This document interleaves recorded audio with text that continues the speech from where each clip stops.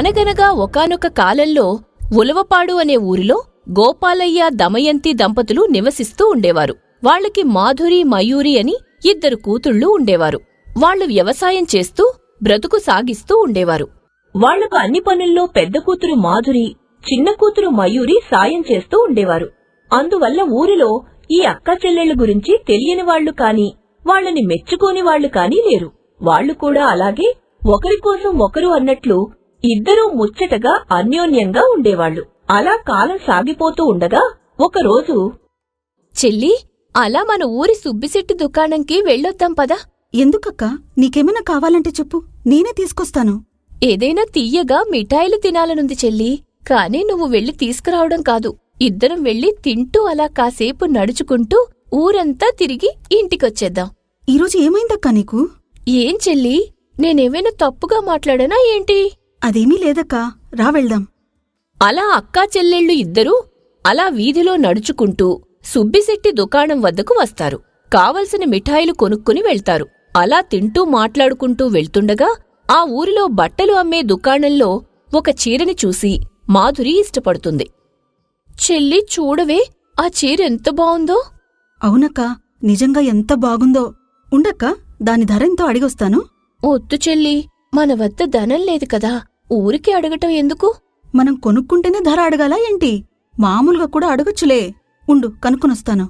అలా ధర కనుక్కుని తిరిగి వచ్చిన మయూరి అక్క మాధురితో చెబుతుంది.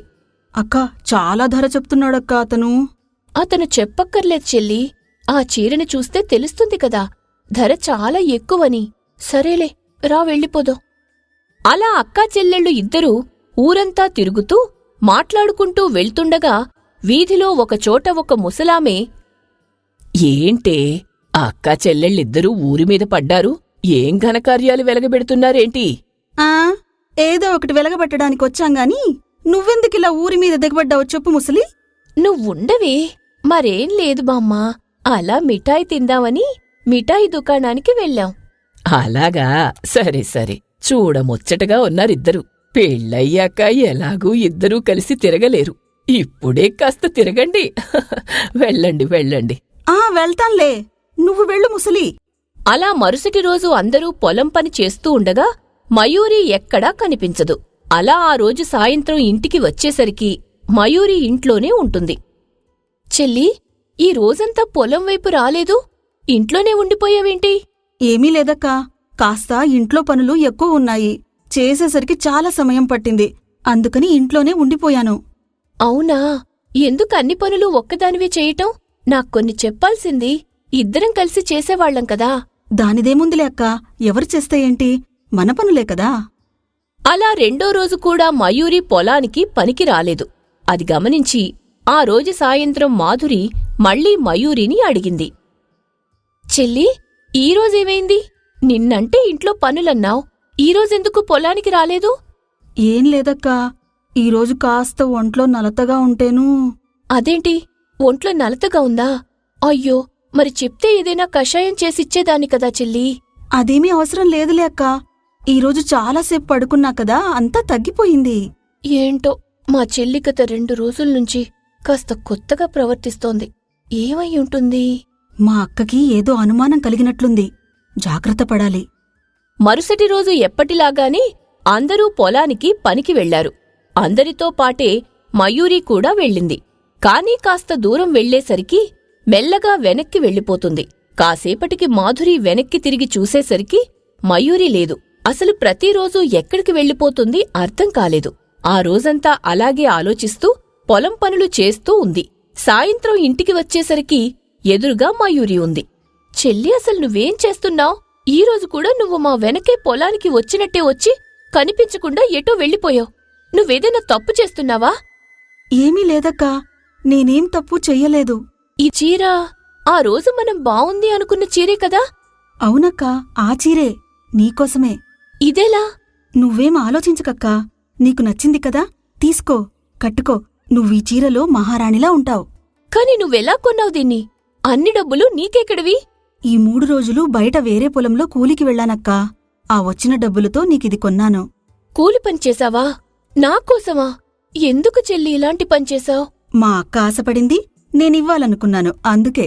అలా అని నా కోసం నువ్వు కూలి పనికి వెళ్తావా? అమ్మా నాన్నకి గాని ఈ విషయం తెలిస్తే బాధపడరు? నన్ను క్షమించక్కా, నేనవన్నీ ఆలోచించలేకపోయాను. అలా మయూరి చేసిన పనికి మాధురికి తానంటే ఎంతో గౌరవం పెరిగిపోయింది. అలా ఉండగా ఒకానొక రోజు దూరపు బంధువు ఒకరు మాధురికి ఒక సంబంధం తీసుకువస్తారు. చూడండి గోపాలయ్య గారో, మీ అమ్మాయికి తగిన సంబంధం. మీ అమ్మాయి ఆ అబ్బాయి జంట కూడా చూడముచ్చటగా ఉంది. అది సరే కాని కాని గిని ఏంటయ్యా, ఇలాంటి సంబంధం దొరకడం అంటే ఆషామాషీ కాదు. బాగా ఉన్నవాళ్ళు, పైగా మంచివాళ్ళు, అందులోనూ మనవాళ్ళు. ఇద్దరికీ ఈడు జోడు కూడా బాగుంటుంది. ఇంకేం కావాలి చెప్పండి? మన అమ్మాయి సుఖంగా ఉండడమే కదా మనకు కావాల్సిందే. అవన్నీ సరేనండి, కానీ బాగా ఉన్నవాళ్ళంటున్నారు. మనం వాళ్ళ అంచనాలకు తూగగలమా? నేను మీ గురించి అన్నీ వివరంగా చెప్పాను. ఆళ్ళు కట్న కానుకలు ఎక్కువగా ఏమీ అడగలేదు. కానీ మీకున్నంతలో ఎంతో కొంత ఇచ్చి అమ్మాయిని సాగనంపాలి. ఎందుకంటే ఆళ్ళు ఎంత వద్దని చెప్పినా మనం ఇవ్వాల్సినవేవో మనం ఇవ్వాలి కదా. సరేనండి, ఆలోచించి చెప్తాం. ఆలోచించడానికి ఏమీ లేదు. నేను వాళ్ళకి మాట ఇచ్చేసి వచ్చాను. మీ దగ్గరున్న కొంత పొలాన్ని అమ్మి ఆడపిల్లని ఎలాగోలా చక్కబెట్టడానికి ప్రయత్నించండి. సరేనండి, ఎలాగోలా చూస్తాం. మీరింత నమ్మకంగా చెబుతున్నప్పుడు మేము సర్దుకోకపోతే ఎలా? అలా నలుగురు ఆలోచనల్లో పడి చివరకు మాధురికి ఆ సంబంధం ఖాయం చేద్దామని అనుకుంటారు. మనకున్న పొలం అమ్మి వచ్చిన డబ్బుతో ఎంతో కొంత కట్నం, కొంత బంగారం, మిగిలింది ఖర్చు పెట్టి పెళ్లి చేసేద్దాం. అదేంటి నాన్నా, ఉన్న పొలం మొత్తం అమ్మి నా పెళ్లికే ఖర్చు పెడితే మరి చెల్లికెలా పెళ్లి చేస్తారు? మన ఇల్లుంది కదమ్మా, అదమ్మేసి చిన్నదానికి చేస్తాంలే. ఎందుకు నాన్నా అంతంత డబ్బు ఖర్చు పెట్టి వాళ్లనే ఎందుకు చేసుకోవాలి? వేరే ఎవరినైనా మనకు తగ్గట్లు చూసి చేసుకుంటే సరిపోతుంది కదా. అలా కాకుండా ఇలా పొలాలమ్మి నాకు, ఇల్లమ్మి చెల్లికి పెళ్లిళ్లు చేయాల్సిన అవసరం ఏముంది? అవసరమేనమ్మా. మన వాళ్లందరూ బాగా ఉన్నవాళ్లే. వాళ్లతో వియ్యం అందుకోవాలంటే ఆ మాత్రం ఖర్చు పెట్టాలి.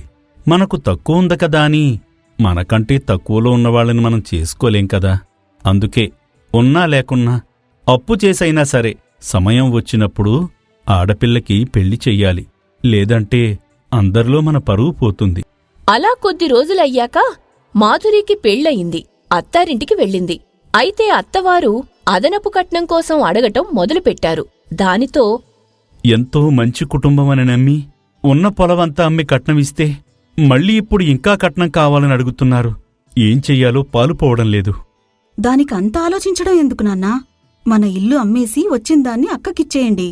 ఉన్నదంతా అమ్మేసి తనకే ఇచ్చేస్తే రేపొద్దున నీ పెళ్ళెలా చేస్తానమ్మా? నీకొక దారి చూపించాలి కదా. నా పెళ్లి గురించి ఇప్పుడెందుకులే నాన్నా? సమయం వచ్చినప్పుడు గంతకు తగ్గ బొంతలాగా ఎవడో ఒకడు దొరుకుతాడులే, అప్పుడు చూసుకుందాం. ముందైతే వాళ్ళడిగిన డబ్బులిచ్చి అక్క జీవితం చెడిపోకుండా చూద్దాం. సరే అని చెప్పి గోపాలయ్యకి ఇష్టం లేకపోయినా ఇల్లు అమ్మేసి వచ్చిన డబ్బులతో మాధురి కాపురం చక్కబెట్టాడు. తరువాత ఉండటానికి కూడా ఇల్లు లేక పశువులు కట్టేశాల పక్కన చిన్న గుడిసెలో నివాసం ఉండసాగారు. అలా ఉండగా ఒకరోజు దిగాలుగా చెట్టు కింద కూర్చున్న గోపాలయ్యతో, ఏమైంది నాన్నా అలా దిగాలుగా కూర్చున్నారు? ఒక్క కూతురికి పెళ్లి చేసేసరికే ఉన్న ఆస్తంతా పోయింది. ఇప్పుడు నిన్నొక అయ్య చేతిలో పెట్టాలి, నీ జీవితం చక్కబెట్టాలి. కాని చేతిలో చిల్లిగవ్వ కూడా లేదు. ఏం చెయ్యాలో ఎలా చెయ్యాలో అని బుర్రలో చిన్న ఆలోచన కూడా రావడం లేదు. నాన్నా, ఎన్నిసార్లు చెప్పాను మీకు నా పెళ్లి గురించి ఆలోచించకండి అని? ఇప్పుడు నా పెళ్లికంత తొందర ఏమొచ్చిందని? అది కాదు తల్లి. కాదు లేదు అవును లేదు, మీరే అంటారు కదా నాన్నా, కళ్యాణం వచ్చినా కక్కు వచ్చినా ఆగదని. అలా సమయం వస్తే అదే అవుతుంది, లేదంటే అవ్వదు. ఇలాగే ఎంచక్కా మీతో ఉండిపోతాను. మీరేం బాధపడకండి, భయపడకండి. అలా మయూరి మాటలకు కొంత శాంతపడ్డాడు గోపాలయ్య. అలా కొద్ది రోజులు గడుస్తూ ఉండగా మాధురి అత్తవారింటి నుండి పుట్టింటికి వచ్చింది. దాంతో మయూరి అక్కని చూసి చాలా ఆనందించింది. ఎలా ఉన్నావక్కా? అంతా కుశలమేనా? ఆనందంగా ఉన్నాను అని చెబితే అది అబద్ధమే అవుతుంది చెల్లి. అలా అని పీకల్లోతు బాధల్లో మునిగిపోయాను అని చెప్పలేను. ఏదో ఉన్నాను అంటే ఉన్నాను, అలా. అదేమిటమ్మా అలా మాట్లాడుతున్నావు? మీ అత్తవాళ్లు నిన్ను సరిగ్గా చూసుకోవడం లేదా? లేక మళ్ళీ కట్నం కోసం ఏమైనా గొడవ చేస్తున్నారా? లేదు నాన్నా, ధనం సమస్య కాదు. మరి ఇంకేంటి తల్లి? అల్లుడుగారేమైనా అన్నారా? నాది అందరికీ చెప్పుకోలేని సమస్య. అలా అని చెప్పుకోకుండా కూడా ఉండలేను. అక్కా, నీకు ఏ సమస్య ఉన్నా ఎలాంటి సమస్య ఉన్నా భయపడకుండా చెప్పక్కా. ఎలా చెప్పాలో తెలియడం లేదు చెల్లి, కాని చెప్పక తప్పడం లేదు. ఈ మధ్య మా అత్తవారింట్లో అందరూ నన్ను అన్ని విషయాల్లో దూరం పెడుతున్నారు. దానికి కారణం నాకింకా పిల్లలు పుట్టకపోవడం. ఇంకొన్ని రోజులైతే నేను ఆ ఇంట్లో పరాయిదాన్ని అయిపోతానేమో అని భయం వేస్తోంది నాకు. ఒకప్పుడు రాణిలాగా చూసిన అవే కళ్ళు ఇప్పుడు నన్ను మనిషిలా కూడా చూడట్లేదు. ఒకప్పుడు కోడలిగా గౌరవంగా పలకరించిన పెదవులు ఇప్పుడు సూటిపోటి మాటలతో గుచ్చుతూ మాట్లాడుతున్నాయి. ఒకప్పుడు అన్నిటిలో ముందుండమన్న మనుషులు ఇప్పుడు కనీసం నేనొకదాన్ని ఇంట్లో ఉన్నాను అన్న విషయమే మర్చిపోతున్నారు. డబ్బో నగలో ఇంకేదో అయితే ఎవరినో ఒకరిని అడిగి తీసుకొచ్చి ఇవ్వగలను, కాని పిల్లల్ని ఎక్కడి నుంచి తీసుకురాగలను? ఊరుకో అక్కా, ఊరుకో. బాధపడకు. నీకు అంతా మంచే జరుగుతుందిలే. అయ్యో, నా తల్లికి ఎంత కష్టం వచ్చింది. దేవుడా, ఇదంతా చూడటానికేనా ఇంకా నేను బ్రతికున్నది? అయ్యో నా తల్లి. నాన్నా, నువ్వేంటి చిన్నపిల్లాడిలాగా? అక్కకి ధైర్యం చెప్పాల్సింది పోయి నువ్వే ఇలా డీలా పడిపోతే ఎలా? ఇలా మిమ్మల్ని బాధ పెట్టడం ఇష్టం లేకే ఇన్నాళ్ళు చెప్పలేదు చెల్లి. అదేంటక్కా, నువ్వు మాతో కాకపోతే ఇంకెవరితో చెప్పుకుంటావు నీ కష్టాన్ని? బావగారు ఈ విషయంలో నీ పక్షాన మాట్లాడడం లేదా? ఆయన కూడా నిన్ను ఈ విషయంలో ఇబ్బంది పెడుతున్నారా? లేదు చెల్లి, ఆయన చాలా మంచివారు. నన్ను చాలా ప్రేమగా చూసుకుంటారు. నేనంటే ఆయనకు చాలా ఇష్టం. కాని మా అత్త మామ ఊరుకోరు కదా, ఏదో ఒక మాట అంటూ ఉంటారు. ఆయన అటు చెప్పలేక ఇటు చెప్పలేక మధ్యలో ఇబ్బంది పడుతున్నారు. మరి వైద్యుల సలహాలు సూచనలు ఏమీ తీసుకోలేదా అక్కా? అన్నీ అయిపోయాయి. ఆశలన్నీ ఆవిరైపోయాయి. ఇప్పుడు మిగిలింది 2 దారులు. ఏమిటక్కా అవి? ఒకటి, నేను ఒక బిడ్డని కనటం, వాళ్ల వంశానికి వారసుడినో వారసురాలినో అందివ్వటం, లేదా ఆయనకి ఇంకో వివాహం చేయటం. ఆ మాటలు విని గోపాలయ్య, దమయంతి, మయూరి అందరూ నోటమాట రాక స్థాణువులా అలా ఉండిపోయారు. కాసేపటికి తేరుకుని, రా అక్కా, నేను మీ వాళ్లతో మాట్లాడతాను. నువ్వేం మాట్లాడుతున్నావు తల్లి? నాన్నా, నువ్వుండు. ఏం మాట్లాడాలో నాకు బాగా తెలుసు. నువ్వు రా అక్కా. అలా మయూరి అక్కని వెంటబెట్టుకుని వాళ్ల బావని కలిసి మాట్లాడుతుంది. బావగారు, మీరు ఏమీ అనుకోకపోతే మీతో కాస్త మాట్లాడొచ్చా? చెప్పు మయూరి, ఏంటి విషయం? మీకు మా అక్క మీద ప్రేమ అభిమానం ఉన్నది నిజమే అయితే నాకు మీరొక మాట ఇవ్వాలి. మయూరి, ముందు విషయం ఏమిటో చెప్పు. కేవలం పిల్లలు లేరు అన్న కారణంతో మీరు మా అక్కని వదిలేయకూడదు. చూడు మయూరి, నేను మీ అక్కని వదిలేస్తానని ఎప్పుడూ అనలేదు. కానీ మా వంశానికి వారసులైతే కావాలి కదా. మా అమ్మా నాన్న సంతోషం కోసం కాకపోయినా ఇంత ఆస్తిని అనుభవించడానికైనా ఎవరో ఒకరు సంతానం అయితే ఉండాల్సిందే కదా. అలా అని ఎంతో ఇష్టంతో పెళ్లి చేసుకున్న మా అక్క కన్నీటికి మీరు కారణమవుతారా? చూడు మయూరి, నీకు కొన్ని విషయాల్లో అవగాహన లేదు. మా తల్లిదండ్రుల్ని నేను ఏదో విధంగా సర్ది చెప్పి ఒప్పించగలను. కాని బంధువులు, ఈ ఊరు, ఈ సమాజం వాళ్ళని నేను ఒప్పించలేను. వాళ్ళకి నేను సమాధానం చెప్పలేను కదా. బావగారు, మీకు వారసుడే కావాలి అంటే నేను వెంటనే ఎవరినో ఒకరిని వివాహం చేసుకుని ఒక పిల్లనో పిల్లాడినో కని మీకిస్తాను. మీకు కావలసిన వారసుడు మీకొస్తాడు. మా అక్క సమస్య కూడా తీరిపోతుంది. చెల్లి, అసలు నువ్వేం మాట్లాడుతున్నావో తెలుస్తుందా? నా కష్టాలేవో నేను పడతానులే కాని నువ్వింటికెళ్ళు. ఆగు మాధురి, తను చెప్పింది కూడా సబబుగానే ఉంది కదా. మనం ఎవరో బిడ్డని దత్తత తీసుకునే బదులు మీ చెల్లెలు బిడ్డను తీసుకోవడం మంచిదే కదా. అలా అని తన బిడ్డని మనం ఎలా తీసుకుంటాం? అది తప్పు కదా. అక్కా, తప్పులేదు ఒప్పులేదు. ఇదే సమస్యకు అసలైన పరిష్కారం. సరే మయూరి, నేనీ విషయం గురించి కొద్ది రోజుల్లో మీకు ఏదో ఒక సమాచారం అందిస్తాను. వెళ్ళిరా. అక్కకి బావకి ఏదో పరిష్కారం అన్నట్లు బాగానే చెప్పేశాను కాని ఇప్పటికిప్పుడు నన్ను పెళ్లి చేసుకునేవాడు ఎక్కడ దొరుకుతాడు? ఒకవేళ దొరికినా తన బిడ్డను వేరే వాళ్లకి దత్తత ఇవ్వమంటే ఏమంటాడో? ఇలా ఆలోచనల్లో ఉండగా తండ్రి గోపాలయ్య పిలుపు వినబడింది. ఏమిటి నాన్నా, ఏమైంది? అక్క దగ్గర్నుంచి కబురొచ్చింది. ఏమంటున్నారు నాన్నా? ఏమిటి విషయం? వాళ్ళు మీ బావకి 2వ పెళ్లి చెయ్యాలనుకుంటున్నారట. అదేమిటి? నేను నిన్నే కదా చిలక్కి చెప్పినట్లు చెప్పొచ్చాను. ఇంతలోనే ఏమైంది? వాళ్ళు 2వ పెళ్ళన్నది నీతోనే తల్లి. ఆ మాటలకి కాళ్ల కింద భూమి కృంగిపోయినట్టు అనిపించింది మయూరికి. నన్ను పెళ్లి చేసుకోవడం ఏంటి నాన్నా? అసలు మతుండే మాట్లాడుతున్నారా వాళ్ళు? పిల్లాడిని కని దత్తతివ్వడం దేనికి? అదేదో మీ కూతుర్నే మా ఇంటికి కోడలుగా పంపిస్తే మాకు వారసుడొస్తాడు. మీ కూతుళ్ళిద్దరూ ఒకే ఇంట్లోనూ ఉంటారు. పైగా మాకు కాని కట్నం కూడా వద్దని త్వరగా ఇంటికి రమ్మని కబురు పెట్టారు. తానొకటి తలిస్తే దైవం ఒకటి తలిచింది అన్న చందాన ఇదేంటి ఇలా అయింది? ఇప్పుడు నేను కాని వివాహం చేసుకుని మా అక్క ఇంటికి సవతిలా వెళితే మా అక్కకి ద్రోహం చేసినట్లే అవుతుంది. అంతేకాక ఒకవేళ నాకు బిడ్డ పుడితే అందరూ అక్కని వదిలేసి నన్ను గౌరవిస్తారు. అక్క ఆ ఇంట్లో పని మనిషిలా మారినా ఆశ్చర్యపోవాల్సిన అవసరం లేదు.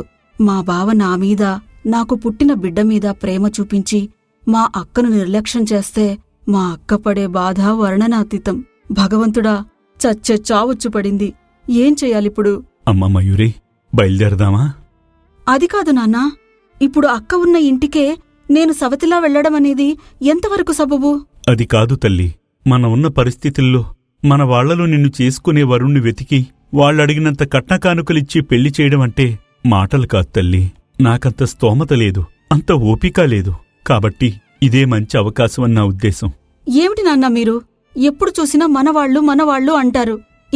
మనవాళ్లు కాకుండా వేరే వాళ్ళు మనుషులు కాదా? వాళ్ళని చేసుకోకూడదా? చూడమ్మా, ఒక పూట తిండి లేకపోయినా బ్రతకగలం. కాని నలుగురిలో పరువు పోయాక బ్రతకలేని కుటుంబాల్లో పుట్టినవాళ్లం మనం. అంతేకాక నాలాంటి చేతకాని డబ్బులేని ఒక పేదవాడి కడుపున పుట్టడం నీ దురదృష్టం. అందుకే ఇద్దరు కూతుర్లు ఒకే గూట్లో ఉంటే ఒకరికొకరు తోడుగా ఉంటారని వాళ్ళు చెప్పిన దానికి తల ఆడించాను. అలా మయూరి పెళ్లి వాళ్ల బావతో జరిగిపోయింది. మయూరి అనుకున్నట్టే కొద్ది రోజులకు వాళ్ల అక్కని అందరూ నిర్లక్ష్యం చేయటం మొదలుపెట్టారు. ఈలోగా మయూరికి ఒక పిల్లాడు పుట్టాడు. అంతే, ఇంకందరూ తనని గౌరవంగా ప్రేమగా చూసుకోవటం, తన అక్కని చీదరించుకోవటం, పిల్లలు కనలేదు అని గొడ్రాలు అని దూషించటం అవన్నీ తన కళ్ల ముందే జరుగుతుంటే తట్టుకోలేక, అక్క, నేనెప్పుడు నీ సంతోషమే కోరుకున్నాను. నువ్వు బాగుంటే చాలు అనుకున్నాను. కాని ఈరోజు నీ బాధకి నేనే కారణమవుతానని అనుకోలేదు. కుదిరితే నన్ను క్షమించు.